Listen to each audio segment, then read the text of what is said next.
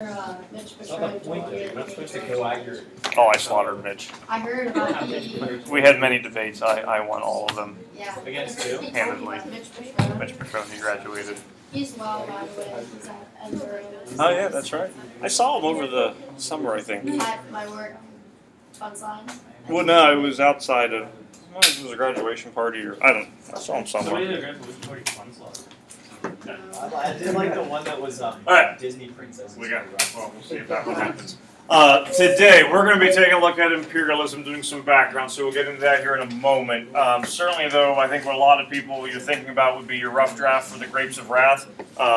So tomorrow, when you come in, there are going to be peer edit sheets at the table that you are going to pick up. They're double-sided because it's the same peer edit sheet twice. I don't do the little chart where what do you like about this essay? Everything. What would you change? Nothing, because that's not productive for anybody. So it's a little bit more interactive. You have to have two people peer edit. I don't know if you're going to get two people to peer edit it in class tomorrow, just kind of depending on how long the essays are and how many questions you might be asking me. You'll be able to move into groups on your own. So as small as 2, I'll probably cap it at like 4. Once you start getting 5, 6 people, you don't get as much done as you need. If you aren't able to get 2 people to peer edit your rough draft tomorrow in class, you can have someone outside of class do it. They can be in 6th period or 5th period. They can be in 5th period class, or they can be any of the other AP classes that I have. So if you have study hall with someone in 1st period, or you want to give the essay for someone to take home in 4th period, look at it, I have no problem with it. When you turn in your final copies, that's when you're going to do the electronic submissions. You don't have to worry about any electronic submissions for this one. You'll submit your final copy, but you'll still give me your rough drafts and your edit sheet. So you will be getting points for having them completed at a later time when we do our final submissions. Tomorrow, you have the checklist over there that's above Dylan's head. You're checking in for 15 points participation. The quiz that you took last week for the Grapes of Wrath, even though it was a quiz, it still went in as a participation grade. So if the quiz grade is something that you're trying to offset a little bit, this is certainly an opportunity to do it. If the quiz grade went well and you're trying to cement your grade a little bit more, this would again be an opportunity to do that. You need a paper copy, so if you need to print it out tomorrow, you can see me in homeroom before homeroom. I can even write you a pass at the end of class if you want to print it out in the morning, so you don't even have to come bother and see me. But make sure you do have a paper copy that we can work with. Anybody have any questions about rough draft for tomorrow? When you break off into your groups, I'll come around to each group. I'll check in your drafts, and then I'll also talk with you briefly. We're not going to be able to spend like 5 minutes going over your one essay, because it takes 5 minutes times the number of people who are in here. We very quickly exceed 40-minute period. So if I'll do general questions that groups have, but if you have any specific questions that we don't get time to take care of, we can figure something out for lunch. After school, if you want to hang around for a little bit, we can do that. I can meet with you before school. But the nice thing is, it's not that you have a final copy due on Thursday or Friday. We have some time. So even if we can't get something worked out right away, we can still figure out some time to get together and go over some things. So feel free to certainly ask about that if you still have some unanswered questions after class tomorrow. Any issues, neither working fine with that. Heart of Darkness, we got yesterday. So Nicole, Hannah, we're reading the first 2 chapters for Tuesday of next week. And probably the most important thing to recognize is page 1 is not Heart of Darkness. That's a separate book. So we're starting on page 65. I think it was 128 is where chapter 2 ends. So for next Tuesday, a week from today, you come back after Labor Day, 3-day weekend. That's when we'll be up to speed with the first 2 chapters for Heart of Darkness. All right. Okay.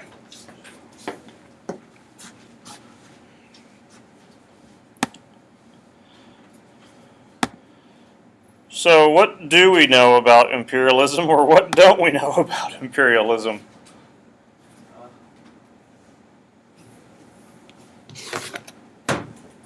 Now you can see. That helps. That makes life better. That's something. We'll get into it. What do we remember, if anything, about going over imperialism? Just to kind of get background on where we're at. Alexis? Many Europeans felt that they had what was referred to as the white man's burden, as going into Africa, they were taking care of their little brothers and civilizing them. So it's a little bit of a PR campaign by doing White Man's Burden, where the idea is, and that would be a term I put up here if you're unfamiliar with it, where yeah, basically bring culture, civilization, education to people. It's certainly demeaning in context. Number one, that these people need to be brought up. And it's also certainly demeaning in that it's a PR campaign, a total front, a pretense where you're not really trying to bring up cultures, you're trying to get resources that are going to be beneficial for you with it. So certainly that's going to be a big part that we take a look at. We are looking pretty much at African continent for the reason the Heart of Darkness is taking place within Africa. Certainly imperialism is taking place, in other places as well. It's not just within Africa, it's a worldwide phenomenon that would be taking place. When you say the word imperialism, you can certainly be going about different time periods. Traditional, initial imperialism, you really think of two countries. It would be Great Britain and Spain. Great Britain territories go along the east coast of North America. You're certainly familiar with them as states, the United States of America. Spain has a pretty good stronghold in Central America, parts of South America. As those colonies start to separate from Spain and Great Britain and become independent nations, sovereign states, the next wave of expansion is then referred to as new imperialism. So a little ironic that we discuss new imperialism, even though this happened hundreds of years ago. There's not a real, definite begin date, although African continent, 1880 is as good as anything else. An end date, though, for 1914 does make sense because focal points kind of go from Africa to now. What are people worried about in 1914? You got World War I. Certainly all quiet in the Western Front. So that conflict is now stealing a lot of momentum and attention away from what is going on in Africa. But certainly by 1914, a lot of damage has already taken place, which we're going to take a look at. Anything that we say, or I say, where benefit of imperialism, certainly understand that benefit would be in quotation marks, because it would be benefit for the European powers that are exploiting the country, the resources, the population, but there's certainly not a benefit that would be taking place for any of the cultures that are affected really by that European presence. This is not going, Africa is right there. We know this is the whole continent.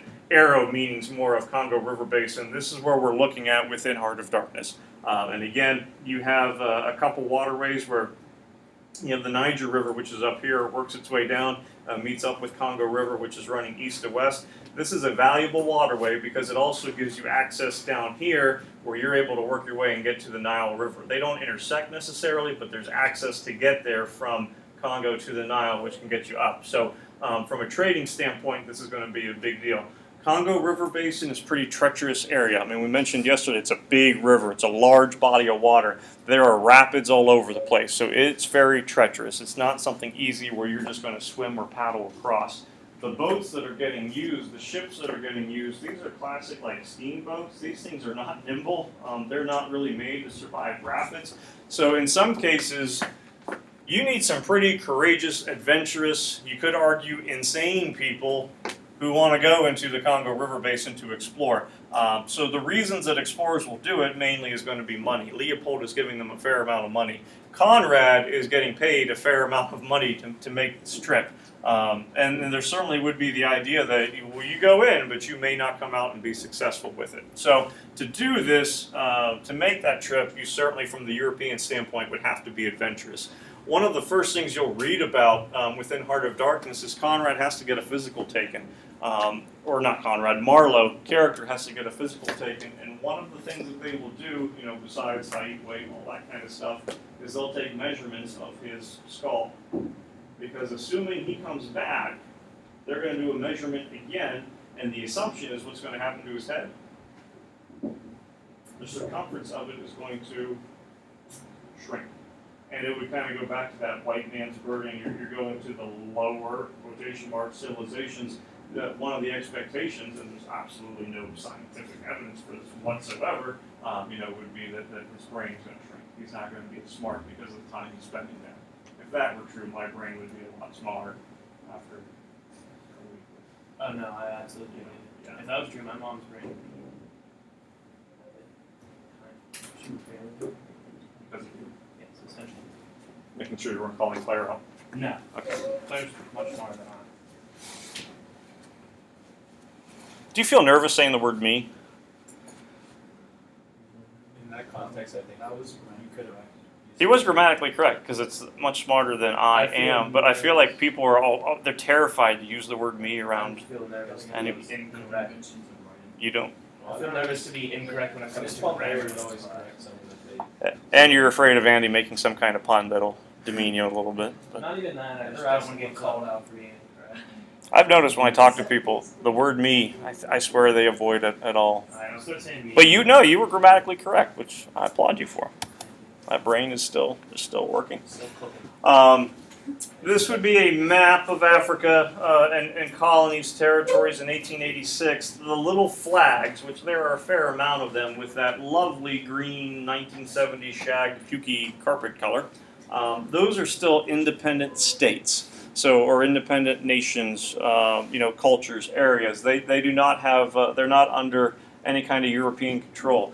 Europe, for the most part, is standing on the outside of the continent, which makes sense, easiest to get to, access to waterways and things like that. I know it's kind of hard to read the legend that would be down here, but so indigenous powers in the green. Brown is France, the light green, and these areas, that is Great Britain. Congo's right there. This area, the beigeish kind of color, is unclaimed territory. Any idea why those regions would be unclaimed?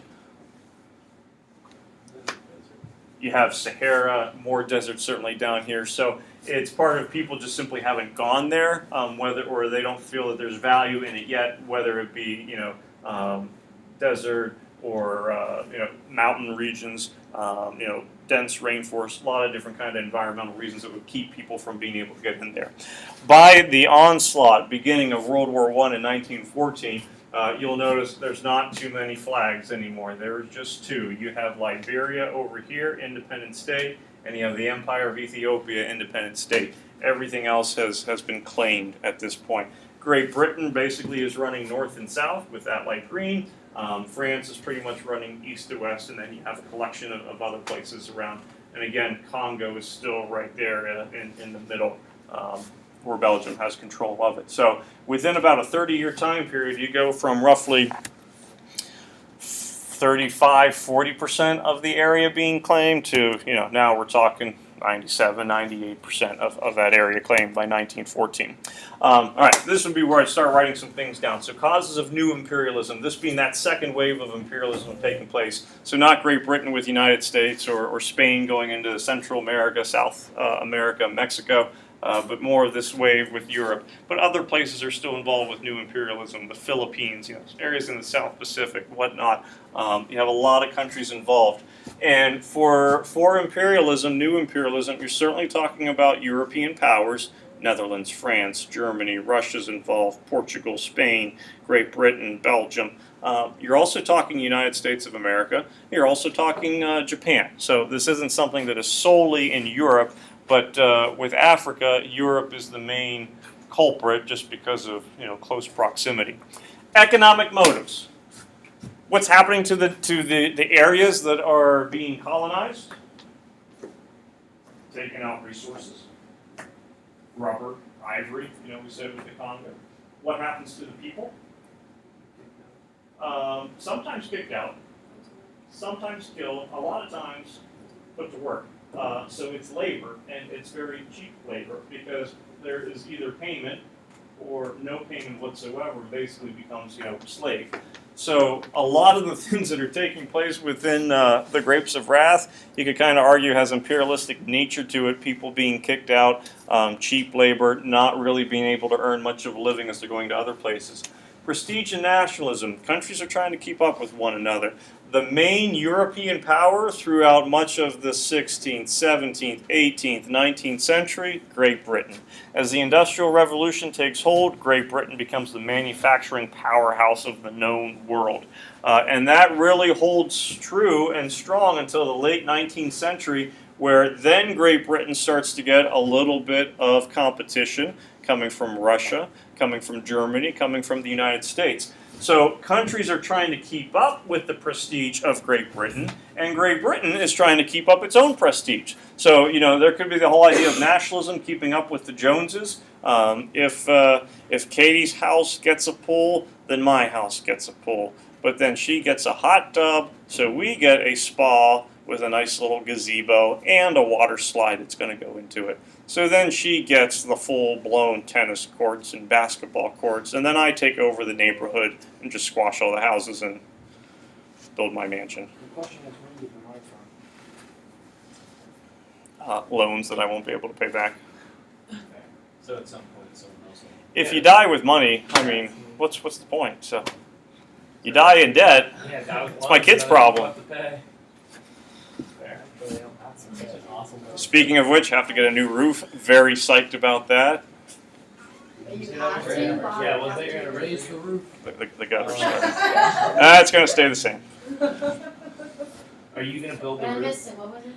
He said raise The thought crossed my mind, but no. You gonna- Domestic politics, you have internal pressure within your country to keep up with the others. So that's going to certainly play a part. The fuel for 1, 2, and 3 basically ends up being the Industrial Revolution. Technological advances in a couple ways. One, you need more things for it. Certainly rubber being one of those ideas that we talked about, even though in 1878 they're not going, hey, automobiles, cars, airplanes, these are things that we're going to need rubber for, but certainly that item is going to be helpful. But also the technological advances of the Industrial Revolution allow countries to explore further and further, into the continent. Ships are getting better, machinery is getting better. Arms, military advances, it becomes much easier to squash any kind of rebellion as guns, weapons become much more advanced. So this certainly helps, drives a need for why you need goods, but makes also getting those goods easier.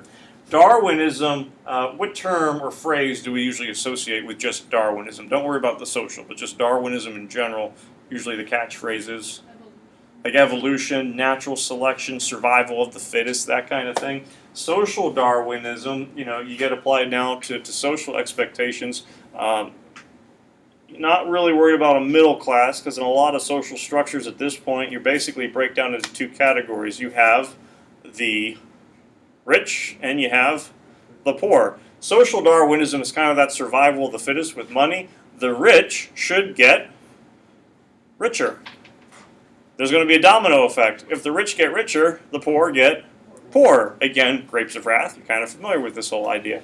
So social Darwinism, well, we're already wealthy, but we need to get even wealthier. We need to get more money coming in. And so to use that, it's going to be much easier to take it from the poor than it would be to take from, a country of equal status footing as ours. And then Alexis was mentioning the white man's burden, missionary zeal. These are more, again, kind of pretenses, campaigns.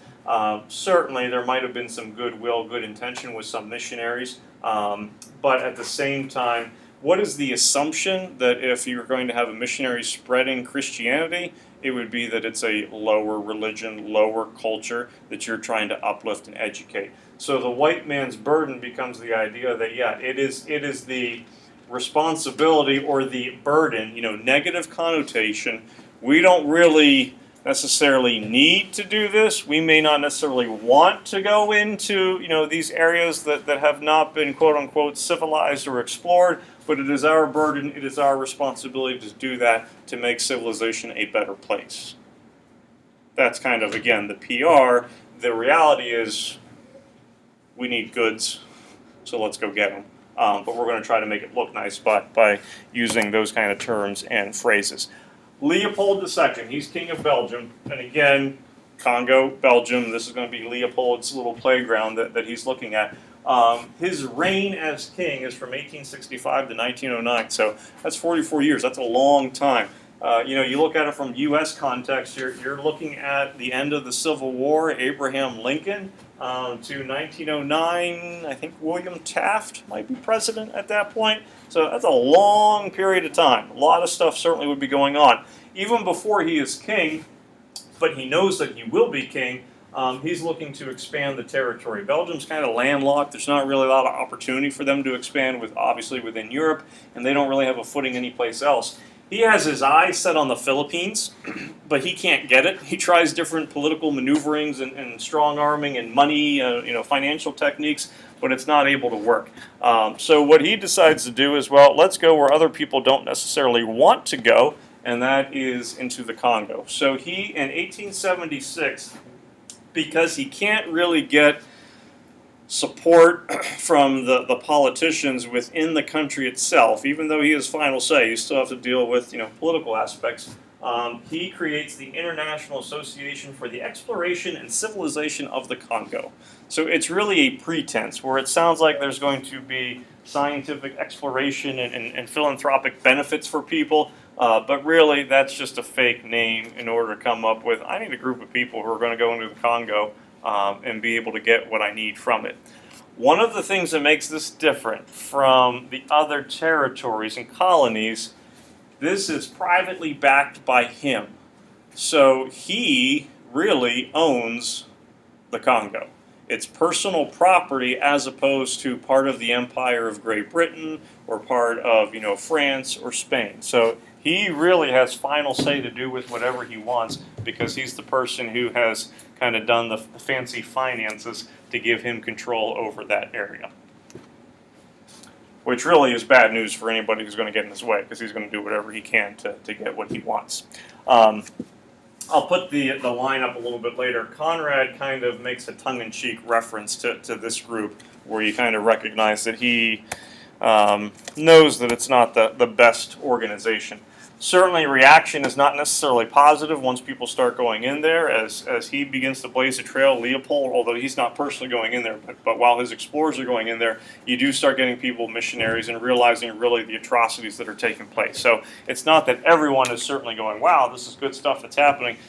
People with the conscience do recognize that the misery, the abandonment is absolutely indescribable. Hearing stories that this person takes the liberty of promising them that in the future you'll only kill them for crimes they do commit, not going to have executions just because people aren't working hard enough or just because you feel like doing it. So this would be a letter that Harris does end up writing to Leopold's chief agent in the Congo. Chances are, for most part, any kind of letter like that, ripped up, not worried about it, move on, and kind of go with what the expectation already is. This is the guy, this is kind of like the right-hand man, the point man for Leopold II, Henry Stanley. I would kind of compare him to like an Indiana Jones type character. He's somebody who's well known, not really an archaeologist, but more of an adventure seeker, but a person who still has some credibility with him. He was all the rage in England. He is from England. But in the 1870s, earlier, David Livingstone is a missionary who goes missing. I don't know if anyone's ever heard the phrase Dr. Livingstone, I presume. This is the guy who said it. This is the guy who found him. So that really kind of makes him the rock star, all the newspapers cover stories. He's the exciting guy. So Leopold cashes in on it. I want that guy to lead my exploration. I think if you ever make a business card, you should have Wanderer on it. What do? I wander. I'm a self-made wanderer. No one taught me how to be a wanderer. It's a pretty awesome claim to have. Self-made wanderer.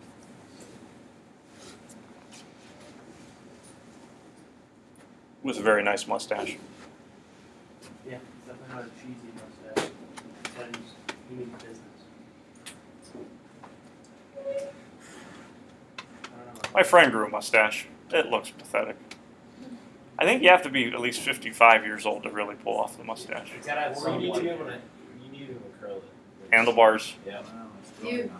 Although the mustache is different. Heard that one, Andy. Like his hairline is way off. Look This thing's growing. at how crooked his hairline. Look at how crooked his hairline is. It's all. I still love And I would flowers. say pieces. Whoever cuts his hair, man. Andy, do you know what the top hat said to the bow tie? Do you know what the top hat said to the bow tie? You hang around here, I'll go up on ahead. I get it. The Berlin Conference. You may be surprised to know that it took place in... Well done. It's like the War of 1812. I always forget when that one was fought. It's a trick Do you know the 30 Years' War was like 100 years long? Yeah. Yeah. I think it was 107. What's the other name for the 30 Years' War? 107. War of the Roses. Yeah, it was in the If you're going to read Richard III Shakespeare, you got to know your House of York. No, we won't. I didn't mind. Last year, Caesar. I got like stage. Not because I don't want to. I literally like did Shakespearean all plays, this but. thing. Berlin Conference, 1884, 1885. Basically, the European powers and the United States of America, they are also present. They have representatives there. They start to sort out this mess of Africa. And by mess, mean who owns what. So you have representative United States and also European powers. Who is absent from the table? Any representation of anybody, any nation, any culture, whatever you want within African continent itself. They basically establish three main things. Number one, effective occupation, meaning if you're laying claim there, it's yours. So, you see the commercials for like the Zillow app or other house apps where you want to move. What do you do to the map of the neighborhood you want to move into? You just draw a little circle in it, and then it'll show you all the houses there.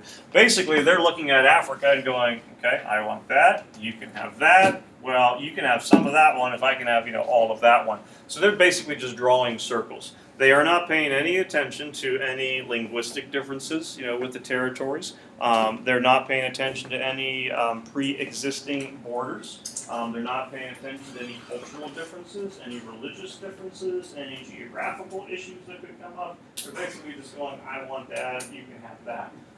That ends up being an issue as the years go by, because when you hear about conflicts within Africa today, within various nations, you hear about genocides, ethnic cleansing, civil wars taking place. Well, one of the main reasons is because they're living under the borders that were set up during the Berlin Conference, so there's really no rhyme or reason other than greed as to why that border is the way that it is. So that has really caused some serious issues as we've gone down the road. Congo Free State, that belongs to Leopold. So they basically go, okay, that's yours. You can do with it whatever you want. They do open up something so far as trade and who has rights to waterways. And they also abolish slavery. Isn't that wonderful? All that really means is they have abolished the slave trade. So you cannot take any people, indigenous people from one area and trade them for commodity or for other people. So within your effective occupation, for the most part, you can do whatever you want. Slavery still exists, forced labor still exists, but the slave trade in itself has gone away. So if you look at it in this way, it sounds nice, but it really hasn't done anything for the benefit of too many people. You don't have to write all this stuff down. It's going to be a little too much. Mention Congo, the state of the Congo. It's confirmed as private property of the Congo Society, which means who is the owner of the Congo Society? Leopold II. It's his. So you have, about 2 million square kilometers. The Congo is roughly 66, 67 times larger than Belgium. So it's not Louisiana Purchase where you're just like doubling size territory. Compared to the size of Belgium, at that point, the Congo is massive. So he now has a ton of resources that he is able to use for his own points. Conrad makes reference to the International Society for the Suppression of Savage Customs. That's a tongue-in-cheek remark to the Congo Society that Leopold would be holding. The powers sign off that there's free trade throughout the Congo Basin, as well as Lake Nyassa, and I'll show you that on a map here. But at the same time, all that really means is you're allowed to send your ships through there, but Leopold is still going to find a way to charge you tariffs, taxes, things like that. I don't know how well you can kind of see it where Amanda's are sitting in the back row. The river basin, there's a lot of little blue going all over the place. You have the Congo River, but it has a ton of tributaries. So once you have mapped it out, you can actually kind of connect the dots and get from different points. So there's a lot of ways to move around. It's just a little bit treacherous, but this is also very, very fertile, rich land resources. And again, rubber trees grow like crazy in here, which is going to be a main export for them. But this area south of this line pretty much is all where Leopold has control within the Congo Basin. Not to say that everyone just simply rolls over and plays dead and okay, you can take us over. There are some conflicts that take place, although these are outside of the Congo because Leopold pretty much has control. Again, the estimates are from about 5 to 15 million people are killed during Leopold's control of the Congo, his reign there. And I think we mentioned this yesterday. You know, that's going to put it pretty much on par with the Holocaust. Yes, a longer run of time, but certainly still the same amount of deaths. The Battle of Khartoum. This is 1885. We're up here in the Mahdi state, which would be present-day Sudan, South Sudan. Egypt is starting to be under influence by British occupation, and so Great Britain is trying to extend down into the Mahdi state or Sudan, this indigenous group of people that are right here. Khartoum, Omdurman are like twin city capitals in that area, still present cities today. So you have Colonel Charles Gordon is in charge of 7,000 troops. They've kind of laid siege to Khartoum and they control it. Gordon's not really well known in Great Britain. Certainly within political spheres people know about him, but he's not really a main hero that people are aware of. The Mahdi state, led by Muhammad Ahmad, come in with 52,000 soldiers. Gordon has 7,000, 52,000. 7,000, 52. Even if you're a little shaky with inequalities, less than and equal to, I think you know which side is more. And they're also well equipped. They bought arms from Russia. So it's not that you have, advanced military versus more archaic forms. They have good weaponry. They basically just demolish the British forces that are in there. Gordon becomes basically a martyr figure almost. He is killed during the battle, and this kind of now creates fervor within Great Britain that, oh my goodness, our military is being attacked. How dare they? Certainly people aren't really considering your military attacked them first. How dare they? But now this is causing public outcry, and so now you have more European people, populace, worried about what's happening, and they feel that the heretics, should be taken care of. So Great Britain, they wait a while because Ahmad is a pretty powerful force. He dies the following year in 1886, so you have a different run of people who are leaders. Egypt, again, Great Britain's still right there. So in 1898, about 13 years later, they attack again. This time they have 25,000 soldiers against about 50,000. They're still outnumbered 2 to 1, but they have much heavier artillery, more like World War I type artillery with them. And so they slaughter the Mahdi state at that point. So Battle of Omdurman, still the same area. It's like St. Paul, Minneapolis, like Ross, Westview, locations very, very close to one another. Some kind of look at it as being one large city, but by the turn of the century, Great Britain has control of Sudan and the Mahdi state. Ethiopia is really one of the last powers to maintain independence. Italy tries to take over Ethiopia, and King Menelik II in 1896. It does not work. I don't know what you know about the Italian army, but historically they don't do very well. They had 17,000 troops. Menelik has about 100,000 troops. Not happening. So Ethiopia is able to maintain its independence, again, 1896 and into the 1940s. But that's really more of the exception than the rule compared to a lot of other nations and countries in Africa at that time.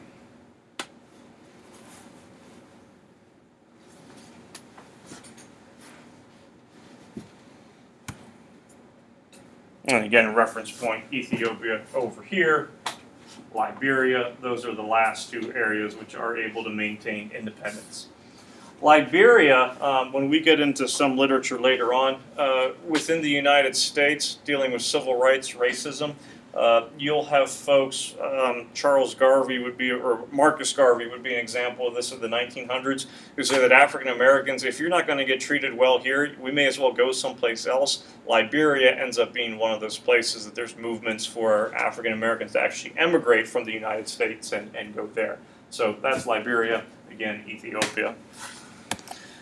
So when it's all said and done, consequences of new imperialism, what end up being the after effects? Well, army of occupation, you have a lot of guns coming in, you have a lot of death taking place, a lot of plunder, a lot of battles, a lot of conflict, and a lot of exploitation where minerals, resources, things of that nature are coming out, which ends up having really dramatic effects.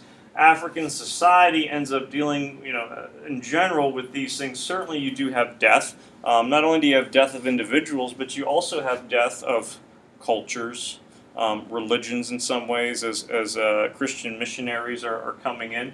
Rules of society is completely shifted because you're going from what the original cultures were to now European social Darwinism.